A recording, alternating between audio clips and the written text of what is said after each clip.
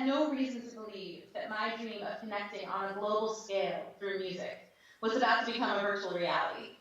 That the doors that were closed in my life were about to bust wide open. Because I'd always felt the tug of the wider world pulling at my heartstrings. But as a girl just growing up living in the woods, in the shadows of New York City, singing for the trees, where did I get off wanting to be a global music artist? Well, my mama always told me, pick a dream bigger than a lifetime. That way you always have something to do. And music is bigger than 1,000 lifetimes. But with no contacts or cash or connections to the music industry, to me, it was like a party with more than a bouncer and a velvet rope. And I was definitely not invited. Honestly, it felt more like a walled fortress with barbed wire and a moat with alligators and laser fencing in front of that. And so I thought, if I'm not invited, I'll have to crash the party. And if I did, I wanted to leave the gates swinging wide open behind me.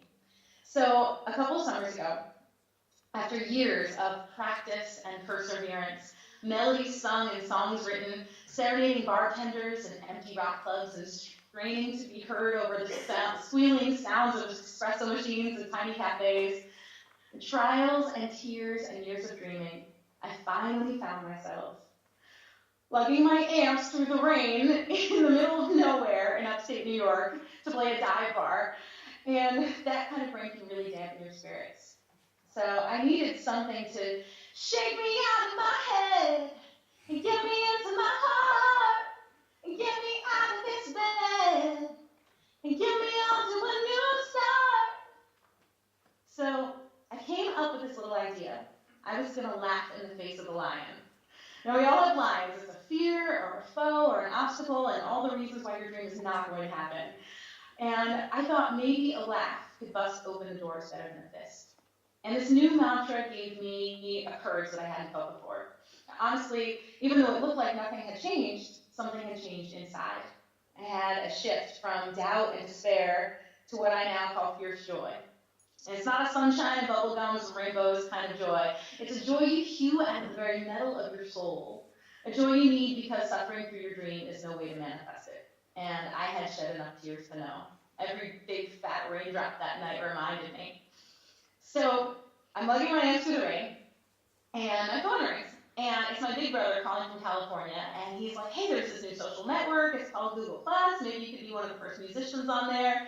And I was like, Google what? I'm getting drenched. I got a big sound check. Click. And I hung up on him. But the next morning, after playing to yet another empty club, I signed up to this new site, and I saw this feature called Hangouts. It's a video chat where you could see and interact with up to 10 people at once, face to face. And I thought maybe I could use this to play a show without having to lug my amps through the rain. So just 3 days later, I stood in front of my computer in my producer's little studio, ready to play our first Hangout concert. And without realizing it, I was about to merge my oldest dream and the oldest tools with the latest technology at my fingertips. I grabbed a piece of paper and a Sharpie, and I wrote a sign that said, Hangout concert with Daria Musk.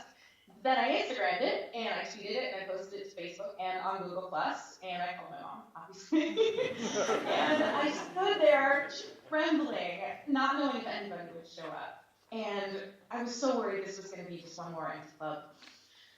But I stood there, and I pressed the button that said, start a Hangout, and after a minute, there was no one there. But just then, a face popped in, and another, until the whole room filled up. And the first guy was from the Dominican Republic, and another was from India, and Sweden, and Portugal, and all over the U.S. and Europe. And they looked at me and said, so you gonna play?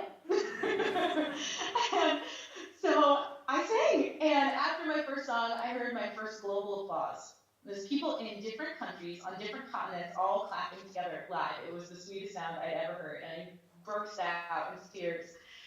It's like so many life-changing moments of breakthrough or overnight success, I didn't realize I was finally living through mine until it was staring me in the face.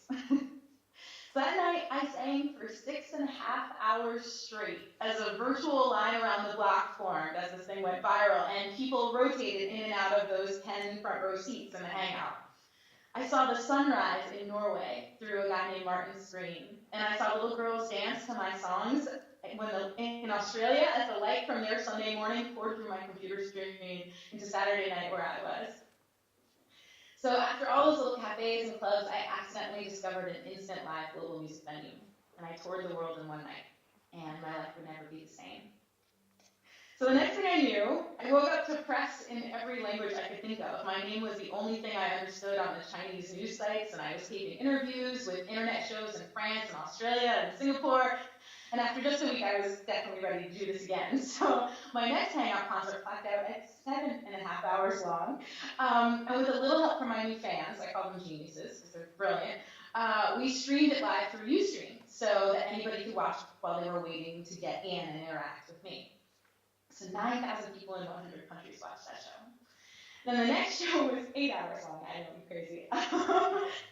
And watched by over 200,000 people because we integrated it with YouTube Live, which made it into these little embeddable video players that could be shared all over the internet. And that clogged up the newsfeed of Google Plus and was attended by industry insiders and people in their bedrooms, and it was even crashed the parties of a few other social networks. And then something even crazier happened. Google actually noticed what I was doing, and suddenly a singer, not an employee or an engineer, inspired the next innovation of their product, which is now called Hangouts On Air. And that's a personal live broadcast channel that's just as simple as uploading a YouTube video, and now is actually been used by movie stars and the President of the United States and the Olympics, and a lot more people than just me. So with no budget, or a record label, or agent, or manager, or a team of bigwigs behind me, I could broadcast my music live to an unlimited global audience and invite them to share the stage and the spotlight with me in real time. And in the process, I accidentally got one of the biggest companies on the planet to build a product around a dream that I had.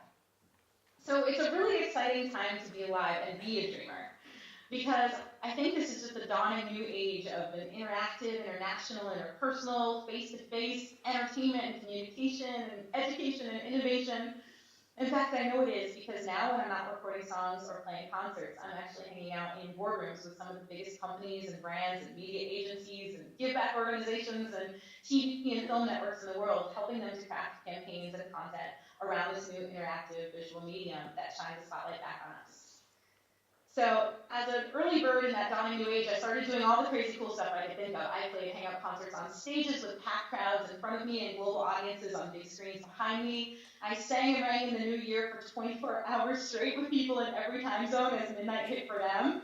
I played an interactive concert on a rooftop in New York City, and I almost stage dove into a crowd in Tel Aviv, and an astronaut flew my music in space, and I even sang with my fans around the world live on a giant video billboard in Times Square. And I haven't even put out an album yet, but I got written up in Billboard and Rolling Stone and featured on all the morning shows and gave 2 TEDxHurstpierpointCollege. Actually, it's 3 now. And I spoke and sang at events for the Grammys. And because I've never played huge shows or gone viral before that gig in the rain, singing for 10 people sounded really good to me. And those 10 people have turned into 3.3 million. So I think it was coming from nothing that gave me the idea to make something. And I discovered that once you realize you don't have to wait for permission, that there's no grown-up to give you a map to follow, that there was no shady record executive in the back of the club ready to say, "You're a star, kid." There was no mic to wait for, that it's only you that gets to choose to begin molding your dreams out of that metal of your soul. And with some practice and a little perseverance, and some of that laughing in the face of the lion bravery, then your story begins right in that moment. And hopefully you don't have to stand in the rain getting soaked to start your first chapter like I did. Because the thing I learned about innovation is that it can happen anywhere. In a song, in a social network, in your bedroom, in your classroom, in the woods, or in your dreams, and that you can make those dreams, especially if they're bigger than a lifetime, into a reality more amazing than anything you could have imagined. Because you move me like a symphony, you start a revolution inside me, and all around the world, we're moved. So, thank you, and I'm going to play a song if you want. Yay!